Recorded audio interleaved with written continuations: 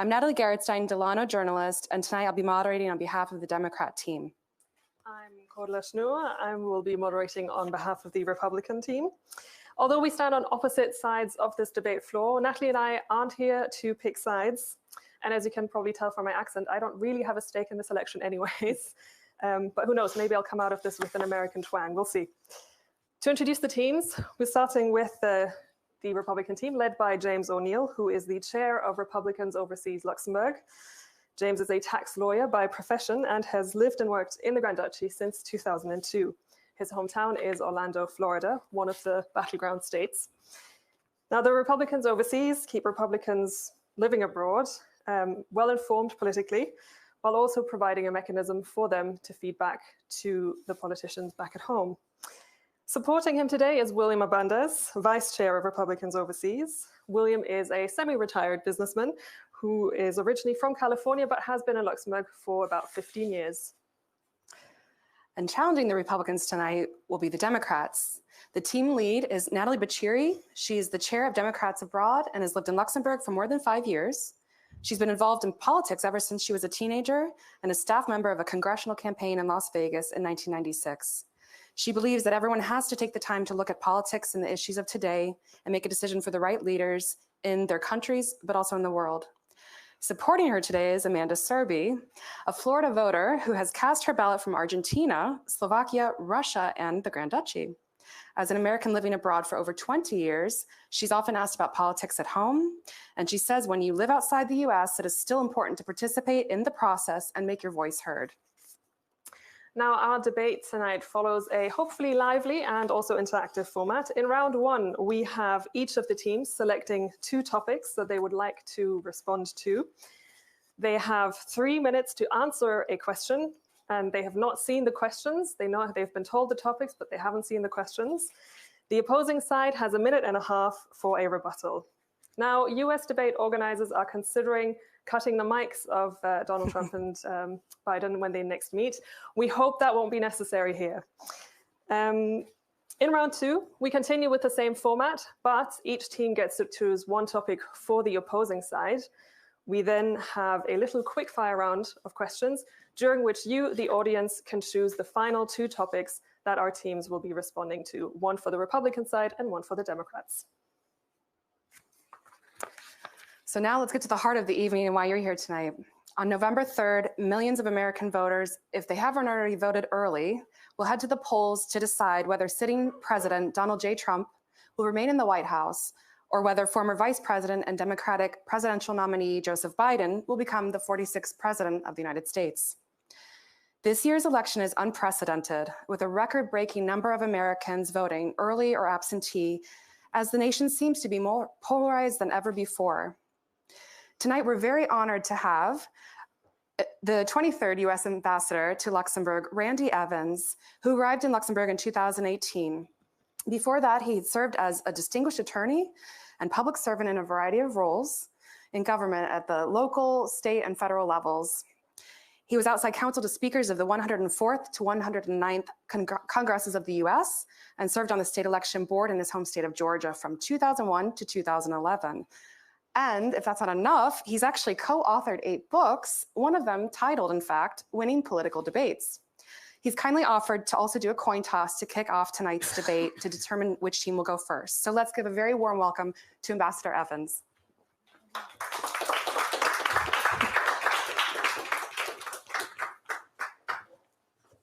Well, first of all, let me thank everyone for joining. The critical part of a democratic republic is the participation of voters, and an informed participation is critically dependent upon debate and getting information. I want to thank the moderators for your role in helping facilitate the debate.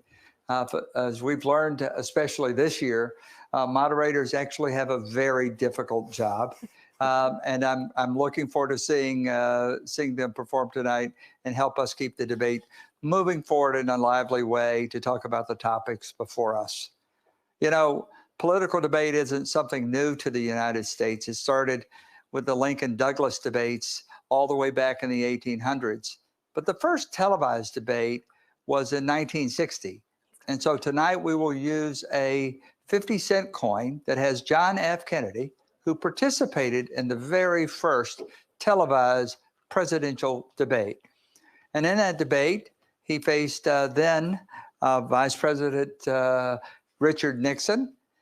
President Kennedy went on to win, and he's on our coin tonight.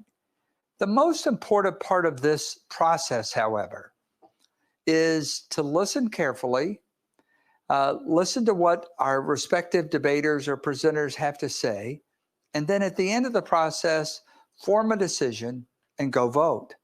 If you have any trouble whatsoever, our embassy has done everything we can to facilitate voting from here in Luxembourg. So if you're an American citizen, you really have no excuses to not vote.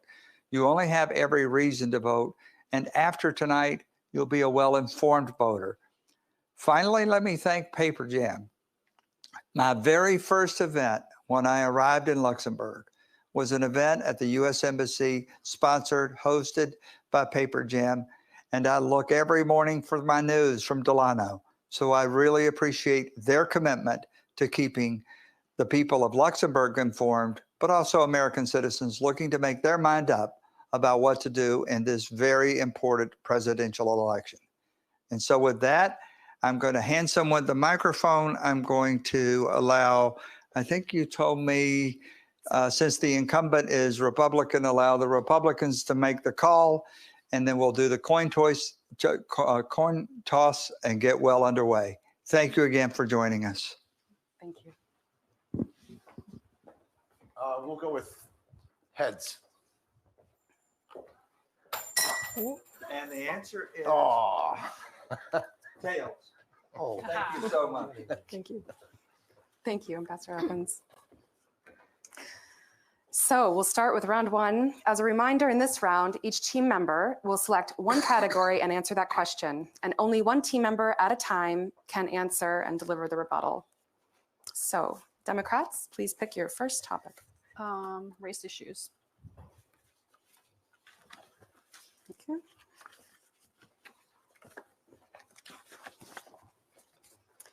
Race issues. A poll by the Pew Research Center found that only about 25% of Republican voters identify race and ethnic equality as a top election issue, compared to around 75% of Democrat voters. Democrats, what could the White House do to heal partisan divisions on racial equality? Well, there's so much they could do. They actually, Democrats do support Black Lives Matter movement, which has been around since 2013. They're also not liking the current president, who is kind of supporting white supremacy, and it seems like it's fueling the flames of division in the country right now. So we're definitely going to do something about that. He's also going to do something with the police force, which has been an issue. That's part of what Black Lives Matter kind of got more going recently with all these problems. I'm actually from Minnesota, so when the George Floyd thing happened, I was just devastated, and all my friends I talked to are devastated by that. So actually, in the Biden administration plan, there is plans for working with the police, so there's not so much racial divide and issues with race. And also, he's going to make it so the people are not so racially divided. It is, in some ways, I feel like it's back to the 1960s when we had all the issues with racial divide and the white supremacy and all of the different groups, neo-Nazis, all the things that are happening right now. We had all the riots, and those were peaceful protests, but they were blaming the riots on the peaceful protest people, when in fact, most of the people that came in to the riots and did the bad things were actually people from a different fringe community that came in to make it look worse than it really was, when these were peaceful protests. But we're definitely going to be reforming the criminal justice system with the Democrats. And also turn back the travel ban against Muslims and other people like that. Because if you look at America, it was the melting pot. Everybody from different countries in the world came to America, and we're supposed to be a melting pot of people from everywhere, not just white. We're supposed to be multicultural. And that's something that the Democratic Party stands for. It's finished. You don't have to talk for 3 minutes. I was like, So you have about a minute left if you want. Do I? Or you can forfeit your time. okay.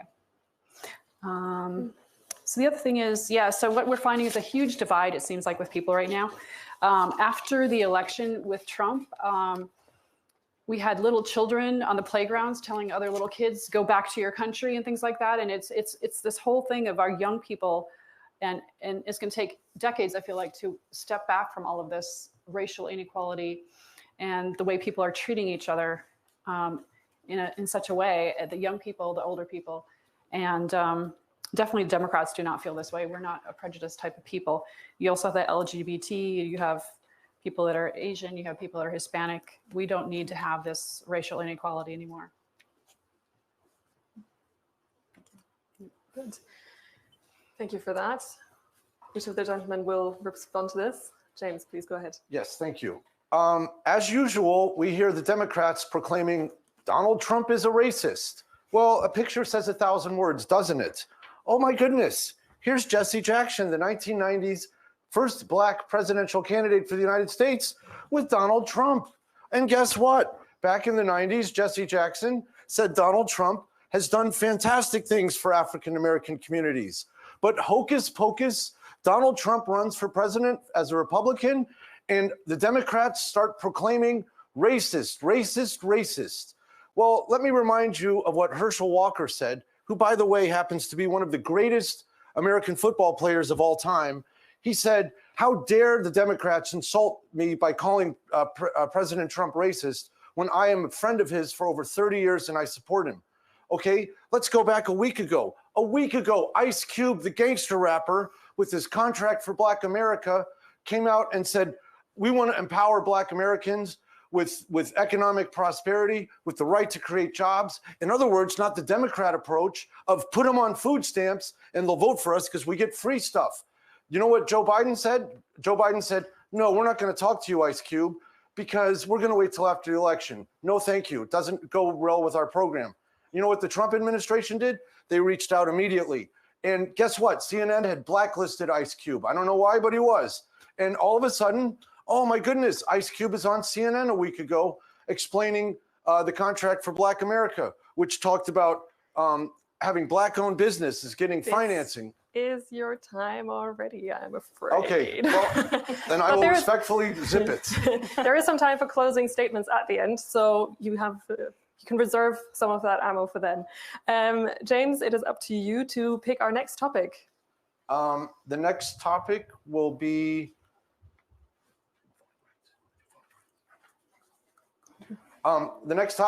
foreign policy. Foreign policy. Let me find my right card as well. Now, the Trump administration has followed a maximum pressure approach with Iran and China. At the same time, it has mediated between Israel and Middle East nations. The president's relationship with the EU is somewhat fraught. The former European Council President Donald Tusk, in a spat about NATO spending, said, quote, with friends like that, who needs enemies, end quote, and also told the president, appreciate your allies. After all, you don't have many. Our question is, how has the Trump presidency changed the US's image around the world? Okay, well, rather than talk about theory, let's talk about actual things that happened. Number one, how much have we heard from the Islamic State of Iran? Hardly anything. Yes, we took out one of their major terrorist generals, and Iran has basically zipped it. Back in the Obama administration, Iran was emboldened with billions of dollars of funding and on a rampage sponsoring terrorism. Let's look at North Korea. That dictator in North Korea, I haven't heard much of him. Maybe I'm missing something, but he's been pretty quiet too. How about radical Islamic terrorism? At least with respect to the US, that is really not a problem right now. And what about the Islamic State itself? The physical caliphate, gone. And what did Obama do when he was president? He had little nips and tucks, little surgical strikes, little pricks. And the Islamic State was growing and growing. Within 6 months of President Trump's in office, the Islamic State caliphate was wiped out. Now, in terms of European and American relations, I'm sorry, but trade has never been better between our two countries. And of course, the EU is going to get its feathers ruffled, just like China got its feathers ruffled, and all our other trading partners got their feathers ruffled, because one of President Trump's hallmark policies is renegotiating trade deals that are in the benefits of the American workers. If you go back and look at the establishment, and let's not forget, President Trump was opposed even more by the Republican establishment than by the Democrat establishment. And one of his pillars was to renegotiate these trade deals. As Ross Perot predicted so many years ago, you will hear a giant sucking sound of jobs going to Mexico with NAFTA. And the same you could say for China, making it a WTO regular member. All right. President Trump has renegotiated all trade deals, and he's brought back manufacturing jobs by the hundreds of thousands. Those same manufacturing jobs that President Obama predicted would never come back. Well, guess what? You elect another president with an economic policy focused on protecting American workers, and guess what? The jobs came back. With respect to looking into the future, the United States, I'm sorry, but one of the reasons I voted for Donald Trump is he is of the opinion that the United States is not the world's policeman, and the United States should not be engaged in endless wars. Candidate Biden, not only did he vote for the Iraq war, but he was personally in charge of the disastrous U.S. troop withdrawal that gave rise to the vacuum that gave rise to the Islamic State. Number two, in terms of foreign policy, who here wants to have more endless wars? Anybody? Well, guess what? All the neocons like William Crystal, all the hardcore ideologues that love those interventionist wars like Iraq, guess who they're supporting? They are fanatical supporters of Joe Biden, because Joe Biden has supported every single interventionist, never-ending war that the United States has gotten. He supported Iraq. He supported Afghanistan. He supported the disastrous intervention in Libya of Obama and Clinton.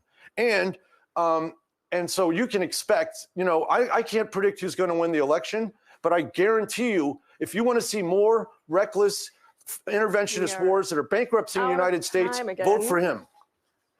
Okay. Thank you, James. And rebuttal? Oh, sorry. The rebuttal, please. Who wants to answer? Will be you? Okay, perfect.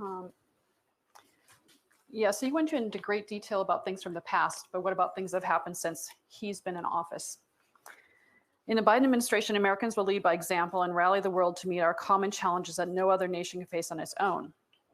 From climate change to nuclear proliferation, from great power aggression to transnational terrorism, cyber warfare, mass migration.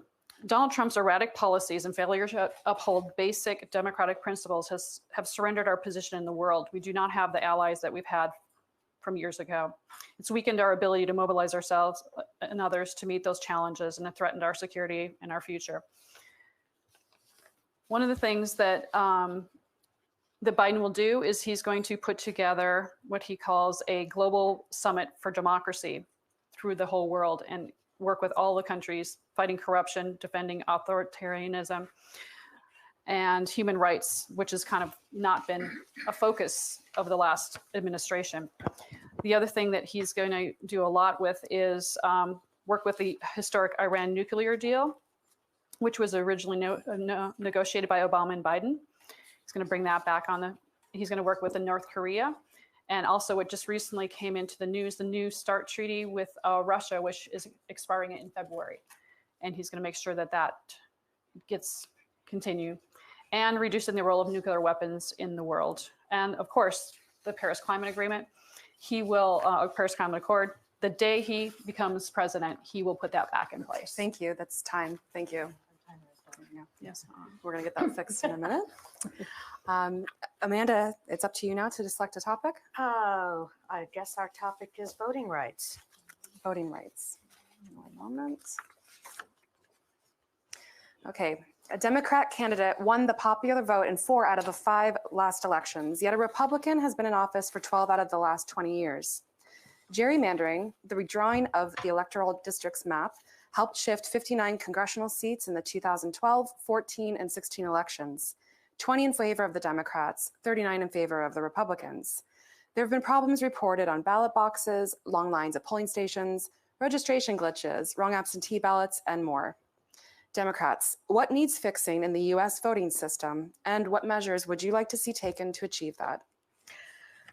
Okay, well, yeah, there are a lot of problems. Voter suppression in the United States has had a long history and taken many forms, from poll taxes, literacy tests, racial terrorism by groups like the Klan, and violence. We are seeing amazingly long lines of voters now, which on the one hand is very uplifting and inspiring, but on the second hand is pretty horrifying that people should have to wait so long in lines to vote. It's most often in communities of color. Communities of white Americans aren't finding this sort of problem. Even voters, Americans abroad have expressed concerns about trying to submit their ballots. I was fortunate. The American embassy took my ballot for me and delivered it, and it's been received, and my Florida vote has been counted. The whole family has been counted, so we're very pleased about that. But I'm hearing stories from other Americans abroad who've had challenges registering and getting their ballots where they need to go. There's a lot we can do,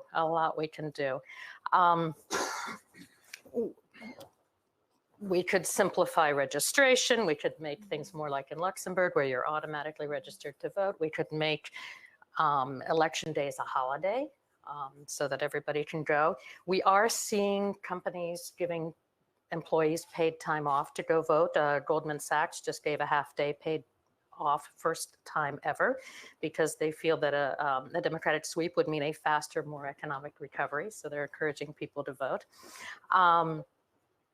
Major league sports franchises have been opening their arenas and sports venues to as places to vote. Arnold Schwarzenegger is getting involved in helping people find places to vote. There have been problems with drop-off boxes, obviously. Texas has one ballot drop-off box per county, and in some places, that's a lot of people delivering ballots to something that may be far away. California has even had fraudulent ballot boxes, and I saw a story this week about one that had been caught on fire. So, you know, there is malarkey, there are shenanigans. But yeah, people who are happy with the status quo don't turn out in such record numbers and withstand bad weather, pandemic, long lines, if they are happy with how things are going. So that's postal. Full stop. Full stop. No, postal. Okay. Postal. Postal. Oh yeah, postal. Yeah. There's been problems with the post office also, and with closing of post offices, removing the mail sorting machines, making it more difficult for mail to be processed in a timely fashion. That the big book of Biden party plans for the next. I'm done. Okay, we'll carry on later. That's fine. You have 1 minute 30 to respond.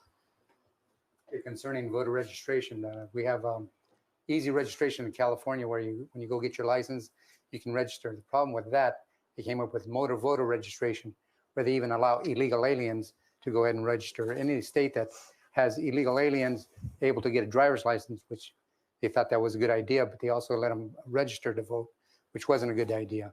We have 353 counties in the United States that have over 100% people registered.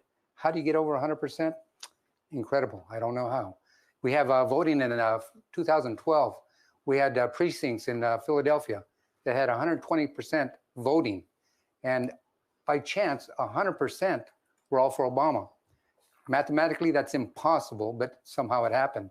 We have rampant problems. The idea of sending out ballots to everybody, we can see the problems. The Democrats had a chance to, at their Iowa primary, to go ahead and implement their new software. The FBI stepped in and said, hey, we can help you to make sure you don't have any glitches. They said no. I don't understand why. But we have many problems, but the idea of sending out ballots to everybody and bundling them as they do, people can collect them, it doesn't work quite well. The long lines, you'll find them in Democratic districts. They're minorities, yes, but they're run by the Democrats, and they seem to have problems. We need a solution to fix these things, and hopefully in the future, both parties will get together and find a solution. All right, that is time. Thank you very much. William, you also get to choose the final topic for this round.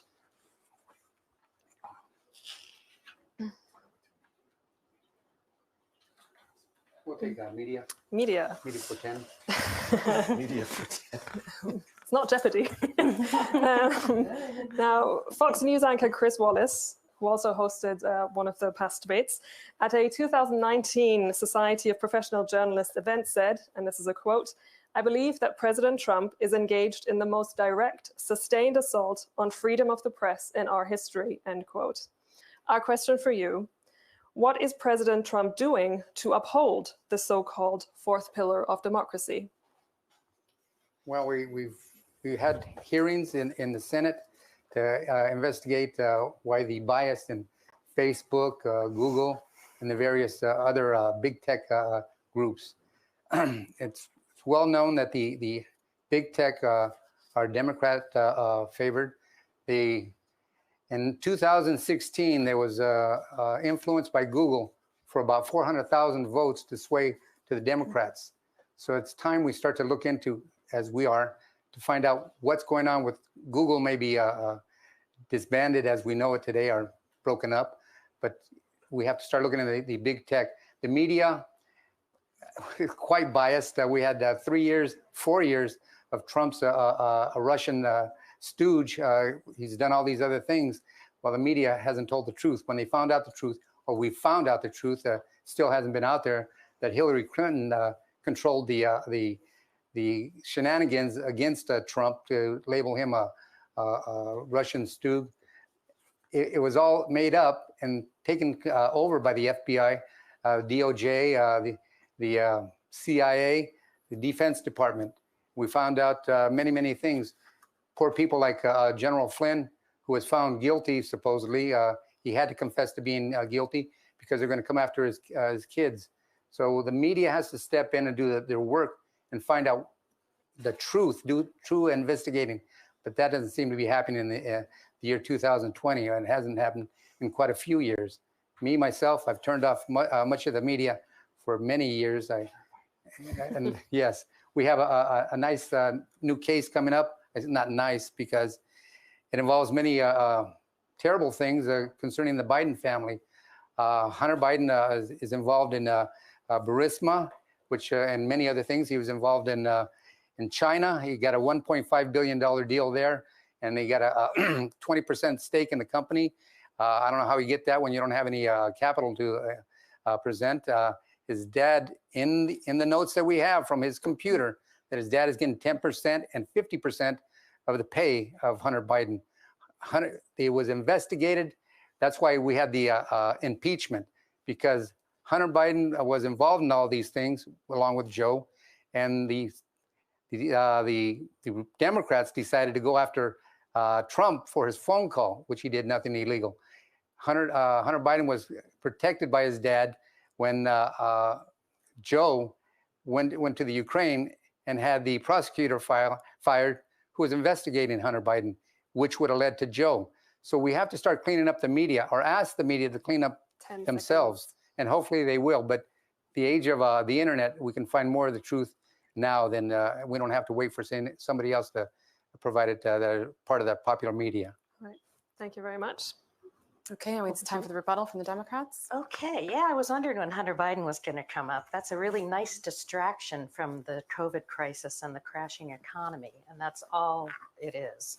Mr. Trump is a master entertainer. He's master at organizing the conversation and keeping things where he wants the focus to be. He's a television star, an entertainer. He's very good at this. This is his superpower. But that's not what we're here to talk about now. We're here to talk about the media and how his relationship with the media. A free press is essential to democracy. And the Democrats reject Mr. Trump's denigration of a free and independent press, which has endangered reporters' lives. It's helped fuel conspiracy theories like QAnon. It's deepened mistrust between Americans and their government. It's very difficult to believe anything that he says, anything that comes out of the White House, because we're being peppered with just bleh all the time. It makes for very unhealthy and an unreliable relationship with the press.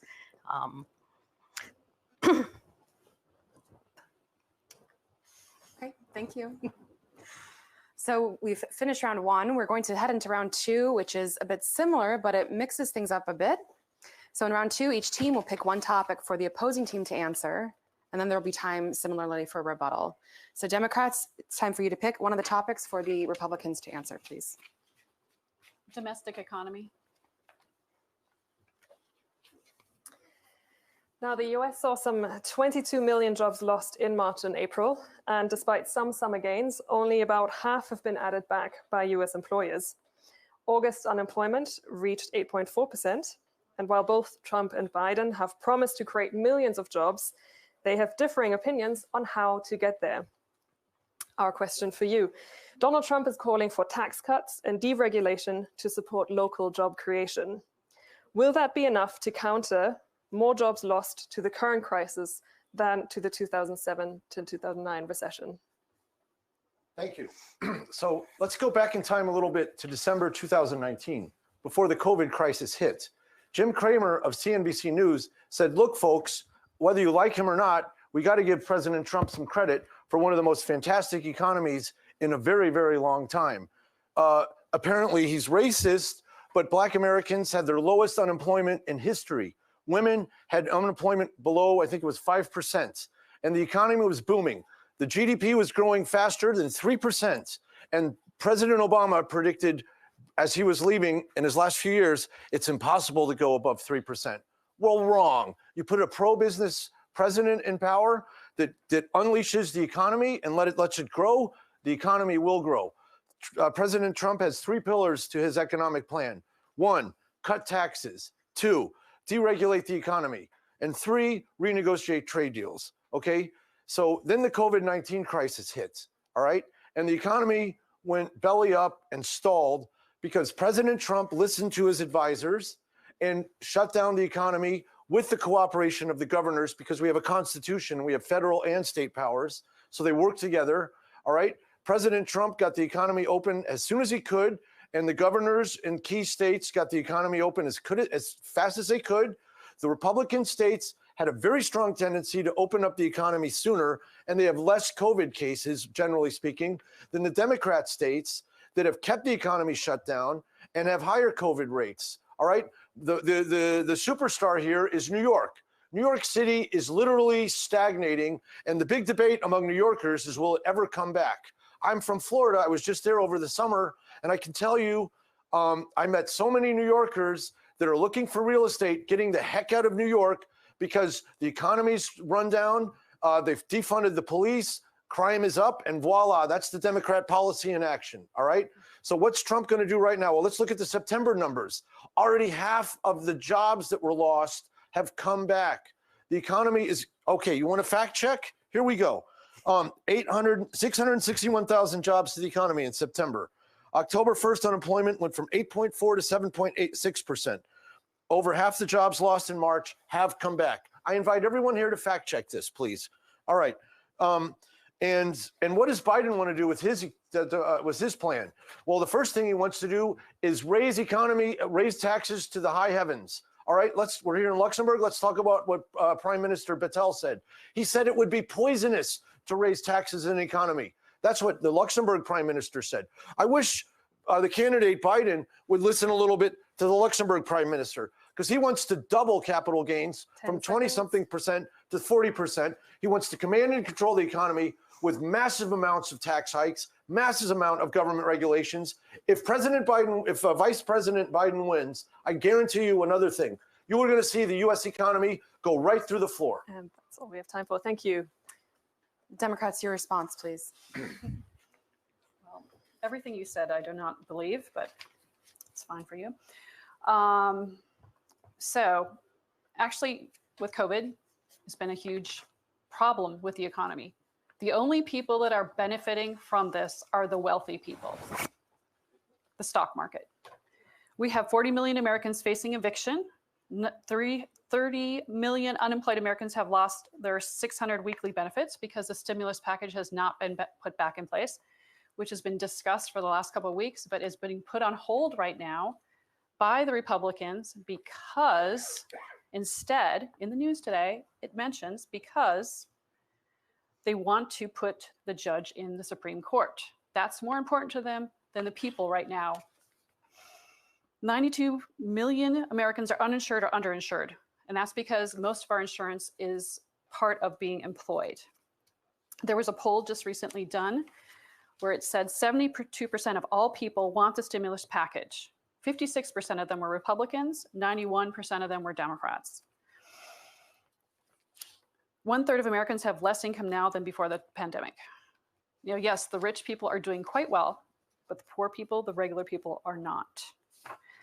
One of the things that Biden will be doing is the New Green Deal, which is a sweeping 10-year infrastructure plan to bring money and jobs back to the people, which is what we need to do. We need all of our people to have jobs again. And this is a package that the Democrats will be doing. That's time. Thank you, Natalie. It is now up to your side to select the question that you want the Democrat team to answer. Pick a question. You can pick the topic, yes? COVID. Can we do COVID-19? COVID-19, please. All right. COVID-19. The US has seen more than 220,000 virus deaths, and President Trump at a rally in September said the virus affects virtually nobody. This was just weeks before the president tested positive. He has also said, quote, "If you take the blue states out, we're at a level that I don't think anybody in the world would be at," end quote. Democrats.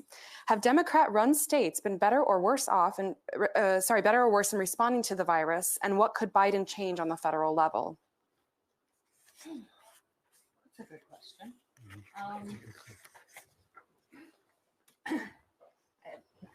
For our viewers, what might be interesting to understand is how the states all function independently. They have their own budgets, they have their own elected officials, they have their own governors. And the governors have some power, and then the federal government has power also. And sometimes these things overlap and sometimes they don't. New York is an example that sticks out for a lot of people as a primarily Democratic state, and that was hit very, very hard at the beginning because it was a big city. They seem to have gotten their act together, and things seem to be getting better there now. And the pandemic is spreading across the country and hitting more rural areas and the heartland as well. I don't think you can say that the Democrats have. It's from where I sit, I don't see much difference. Well, I do and I don't. Florida is an example where they haven't shut things the way they could have shut things. The bars and whatnot are still open. They're still, and the numbers are shocking. The numbers of cases of people testing positive are shocking. That one I pay attention to. Ohio, I pay attention to. Ohio has a Republican governor who did a really good job at the beginning too. So, we were very, very proud of Mike DeWine. He did a good job. It's difficult to say, is it a Democrat, is it a Republican thing? It seems to be, again, from what I'm seeing from sitting over here, is that there seem to be, on an individual level, people are either respecting the hygiene rules, or they're not respecting the hygiene rules. People are wearing masks, washing hands, staying inside, having groceries delivered, or they're not. I know of people who have not really been out of their houses since March. So, it seems to be a very grassroots sort of reaction in a lot of ways to that. It is true, though, that the president has failed to protect us, the American people. The most basic and important job of the president is to protect the people. He has shown a reckless disregard for the well-being of the American people, for the danger a pandemic would pose.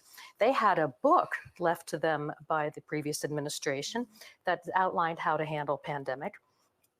They underestimated the devastation this would do to our economy, the damage it would do to communities of color, the chaos that it has caused in people's daily lives, making it impossible for children to go to school, for families to live normally, for us to see our loved ones, for us to attend weddings, graduations, and even funerals. There's been no acknowledgement of the loss and the grieving that people are experiencing. It's heartbreaking to watch. Thank you. How are we doing on time? Yeah, pretty just good. right.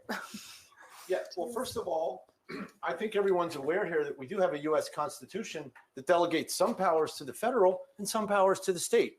Where does it say in the U.S. Constitution that the federal government has exclusive mandates over the general welfare and public safety of the citizens? It doesn't. That's a power regulated to the state. Let's go back to the Spanish flu epidemic of 1918. Was there a federal policy to stop that pandemic? No, it was held not even at the state level, at the municipality level, okay? So what did President Trump do in his capacity and his limited powers as the president of the federal government? Well, first thing he did is he shut the border with China. And you know that was a painful decision because we have huge amounts of economic development with China. You know what the candidate Biden called them? Called them xenophobic and a racist, always that racist word. But guess what? That decision, which was instructed by Dr. Fauci, probably saved certainly saved hundreds of thousands of lives. Okay. What else did he do? He brought the supplies. He brought the personal protection equipment. He updated the testing, et cetera, and rightly, as with the Constitution, he delegated to the state governors, because that's their role in our constitutional government, to handle the COVID crisis as they see fit in each of their states. And the United States as a whole is about average with other European countries, with Sweden, with Italy, with Spain. And 10 seconds. All right. Well, thank you very much. This brings us to the end of our second round. Now, with just 4 topics left, we turn to you, our audience at home, because you get to choose which of the remaining topics you want to see our teams debate. You get to choose one topic for the Democrat side and one topic for the Republican side. Still up for debate are climate change, gun control, immigration, and the Supreme Court. While you submit your vote, we will be hosting a little quickfire round of questions. And I think the Democrat side will start with that. Okay, and again, for the quick fire round, we have 5 questions we'll answer. We need answered as a yes or no. Nothing else. If you want to add anything later, you can do it in your closing statements. All right. So are you ready? Ready. Okay. Question 1, is Biden the best Democratic candidate? No. Yes. Question. Thank you. Yeah, Okay. he's the candidate. But Sorry. no. Yes or no? Yes or no? Yes. Okay. Number 2, can Biden win the votes of Democratic Socialists? Yes. Number 3, 8 women have alleged Biden touched them inappropriately or violated their personal space. Should we believe them?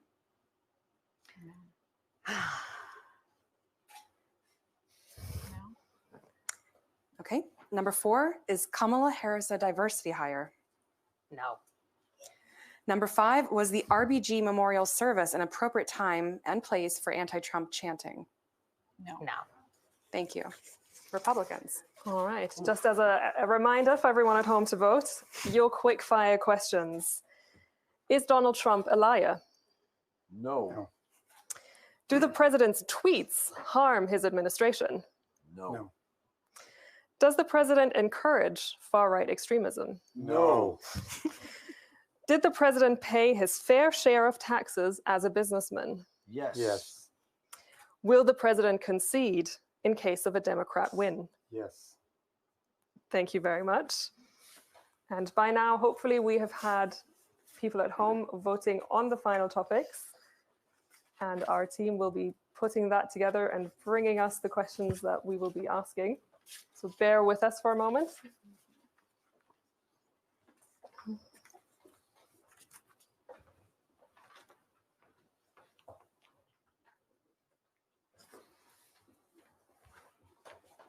Okay, first, the topic from the audience for the Democrats is on immigration.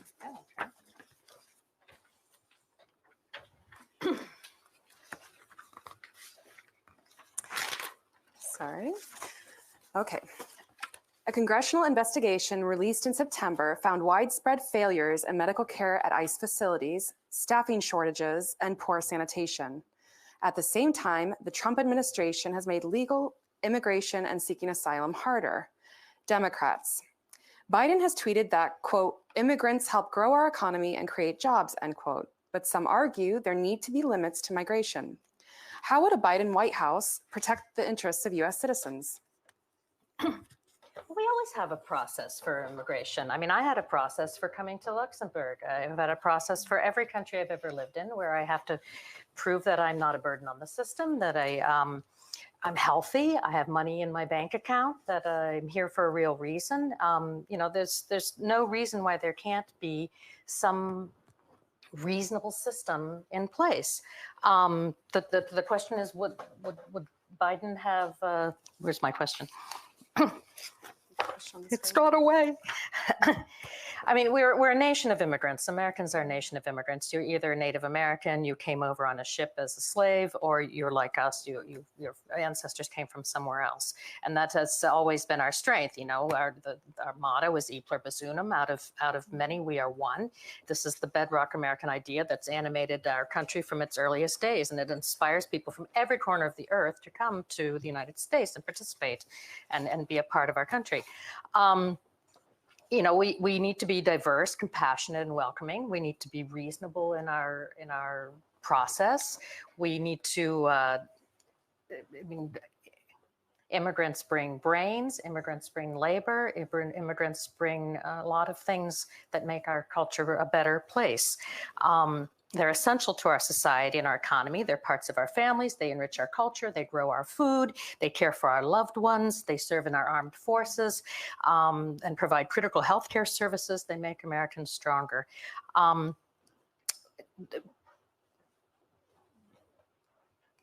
I doing on time? I still have time. We need to protect and expand the asylum system and other humanitarian protections. We need to protect victims of gang and domestic violence, as well as LGBTQ plus people who are coming from other countries who have need protection. We need to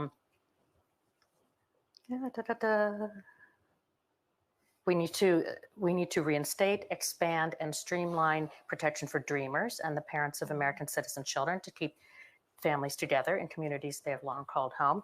We need to reunite the children who have been separated at the border from their parents. There was a story today about how over 500 children, we cannot find the parents for them. And this is a horrible, shocking thing. You know, you compare this with the Boko Haram kidnappings of 200 and some children. We were all up in arms about that. And here's something that's happened in our own country. I cannot imagine the trauma that would cause to children to be separated like that. 63% of Americans support creating a pathway of citizenship so that formerly illegal residents can acquire it in a proper way. You know, people who are working parts of your community, paying their taxes, law-abiding, there should be a way to find for them to stay and continue to contribute to the society. Thank you. You have 1 minute and 30 to respond. Okay, if we were talking about legal immigration, that's one thing, but we have problems with illegal immigrations. Concerning that story today with 500 some kids, they can't find their parents. We found out over the years that many of the kids brought across are brought across by sex traffickers and such, drug traffickers. And the law, those that wish to reunite the people with the children, with the people that bring them across the border, they have to stop and think, who brought them across the border? How do we know they're their parents? We find out many of those kids aren't with their parents. And, you know, one, if you're a parent, you know, if you commit a crime, you normally go to jail. We have the same law for U.S. citizens. You commit a crime, you don't get to take your children with you to jail. That doesn't work that way. Yes, we have to come up with a system that handles things better, but to reunite the children with their parents, yes, we like that. But sometimes it's not possible. Concerning we have a H-1B1 program where Trump is trying to say, hey, you're hiring these people from outside the United States and you're not paying them the same wages as an American doing the same job. He says, no, you pay them the same wages and you go ahead and bring them in. Eddie, you know, we have, he wants to pause the green card use. And end birthright citizenship. All right. Now, the question that our audience wants to hear answered from the Republican side, I believe, is on gun control. Yes, correct. Yes. Now, mass shootings are a uniquely American emergency. The Gun Violence Archive, as of the 21st September, recorded 463 mass shootings, which they define as involving at least 4 victims, excluding the shooter.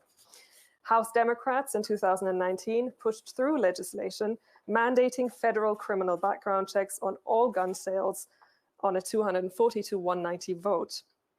1 year on, it remains one of 400 bills Senate Majority Leader Mitch McConnell has not taken up for consideration. Our question: the House has given a clear mandate to the Senate to act. Why are Senate Republicans so reticent on calling a vote on this piece of legislation?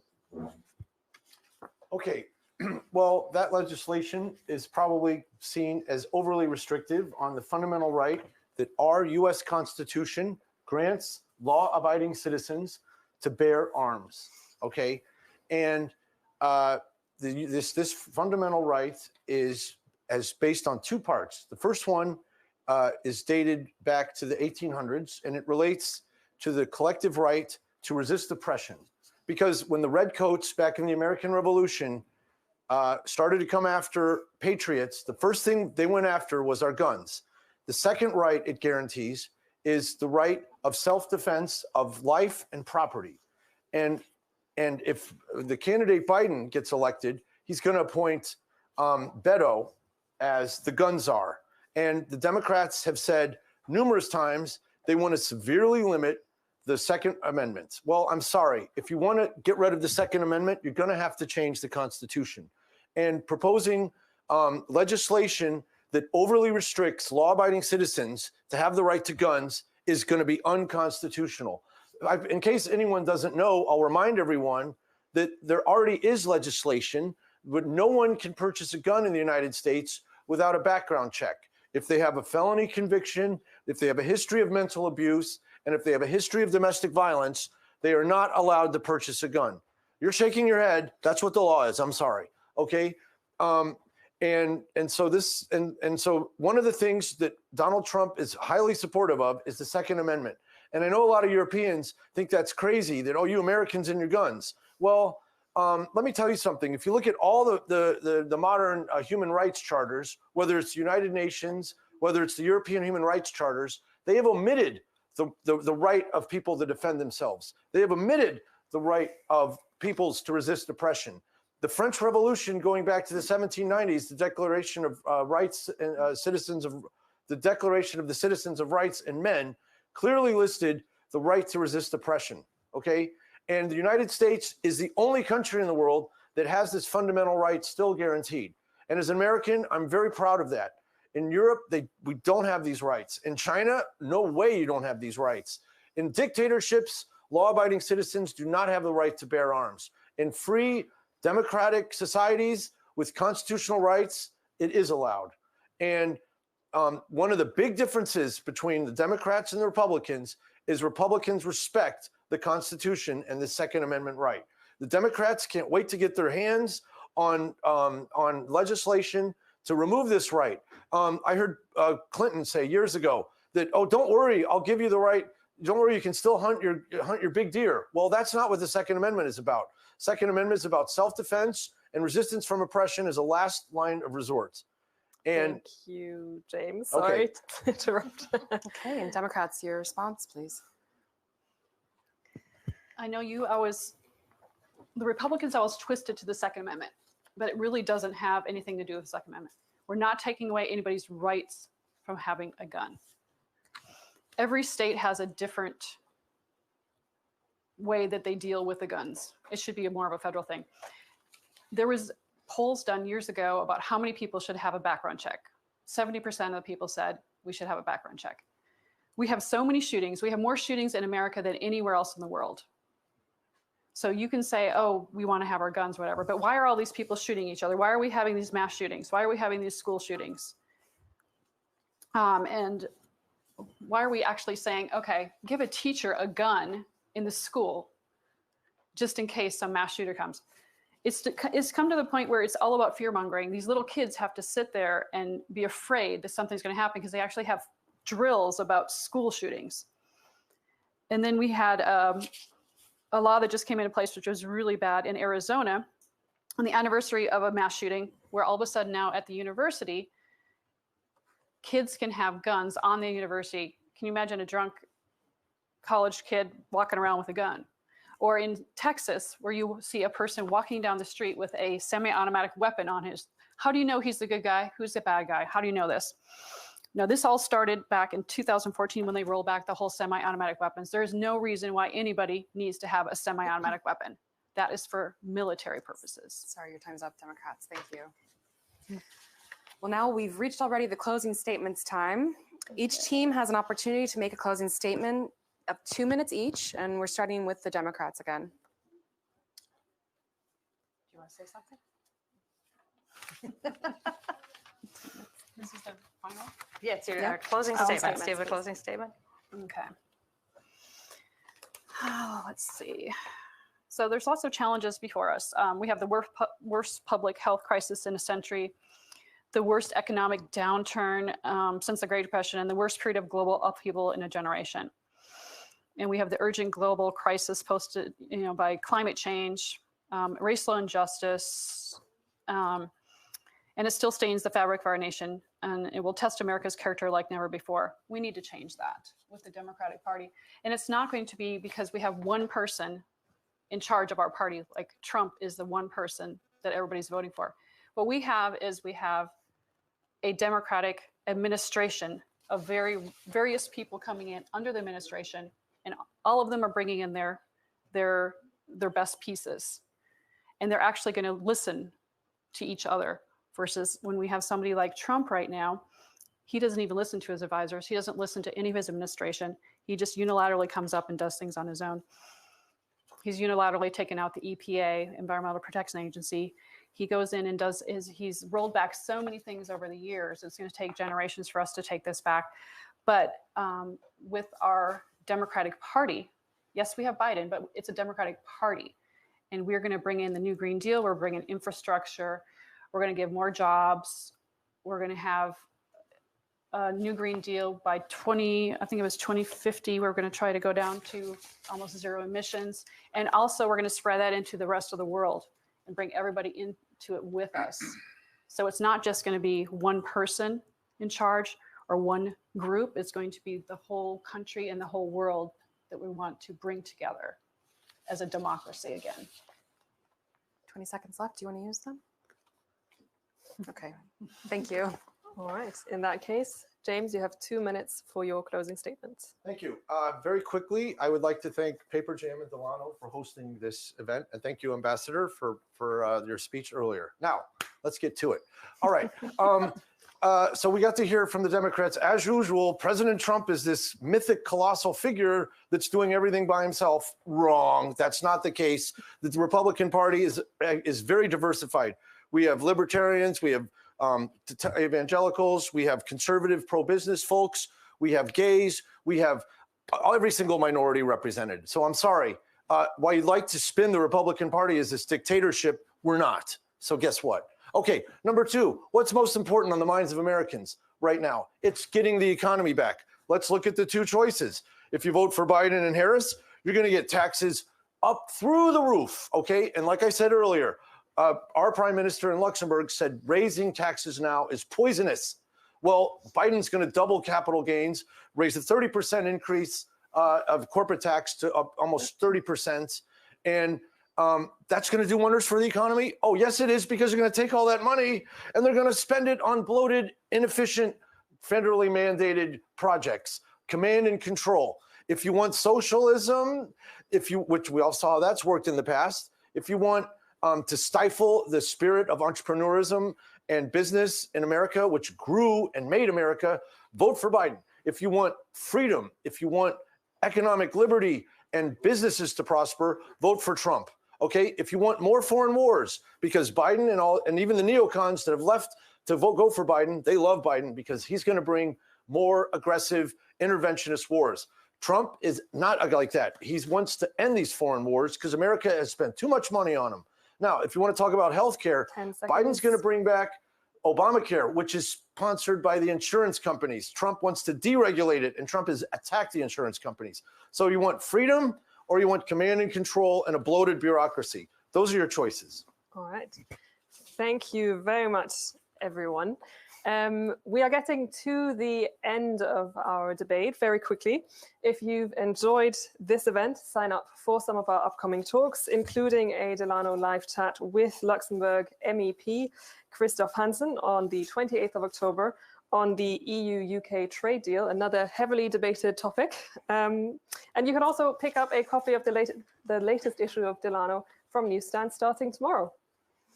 And if you're interested, there's also going to be the replay of this debate tonight, tomorrow online. And if you haven't already, feel free to register for the Delano newsletter, which goes out twice a day, one in the morning and one as a noon briefing. I'd like to thank both of the teams for your commitment to this topic and for participating tonight. We greatly appreciate it, and it's been a very educative sort of evening. Thank you. Of course, we would like to thank Ambassador Evans for being here tonight. You've been here for the long haul. We'd like to welcome you onto stage one last time, maybe to give a goodbye message.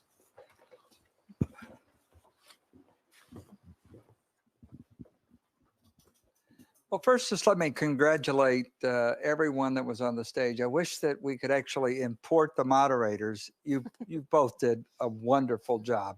And I really congratulate you on the questions. I congratulate the audience on the questions that were posed as well. But most importantly, I want to congratulate the debaters, those who participated, because you stayed on topic, you gave information, you told the kind of things that a voter should know before casting the ballot. And now the next step is to actually get that ballot and cast your vote. And if you have any trouble whatsoever, come to the U.S. Embassy, as you know, and we will do everything we can to make sure your vote is not only cast, but counted. Thank you again for watching tonight, and thank everyone here for participating. Big round of applause. Thank you. Thank you, Rosa.